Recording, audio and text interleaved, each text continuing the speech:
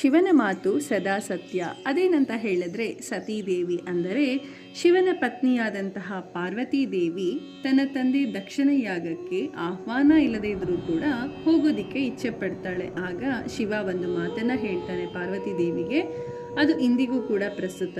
ಅದೇನಂತ ಹೇಳಿದ್ರೆ, ಬಂಧುಗಳು ಕರೆದೇ ಇದ್ರೂ ಕೂಡ, ಅಂದರೆ ಬಂಧುಗಳು ಕರೆಯದೇ ಇದ್ದರೂ ಸಹ ಅವರ ಮನೆಯಲ್ಲಿ ದ್ವೇಷ ಅಹಂಕಾರ ಇರದಿದ್ದಾಗ ಮಾತ್ರ ಹೋಗಬಹುದು. ಒಂದು.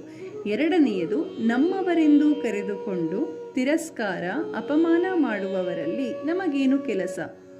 ಹೀಗೆ ಹೇಳ್ತಾ ಯುದ್ಧದ ಬಾಣಕ್ಕಿಂತ ಬಂಧುಗಳ ವಾಗ್ದಾಳಿ ಬಲಿಷ್ಠ ಅನ್ನೋದನ್ನ ಸತೀದೇವಿಗೆ ತಿಳಿಸ್ಕೊಡ್ತಾರೆ.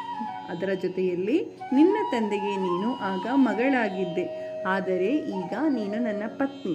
ಅವರಿಂದ ಗೌರವವಿಲ್ಲದೆ ತಿರಸ್ಕಾರ ಮಾತ್ರ ಸಿಗುತ್ತದೆ ನಿನಗೆ ಅಂತ ಸತೀದೇವಿಗೆ ಶಿವ ಹೇಳ್ತಾನೆ.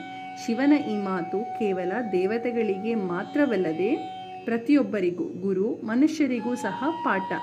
ಶಿವನ ಮಾತು ನಿನ್ನೆ, ಇಂದು, ನಾಳೆಯೂ ಕೂಡ ಸತ್ಯ.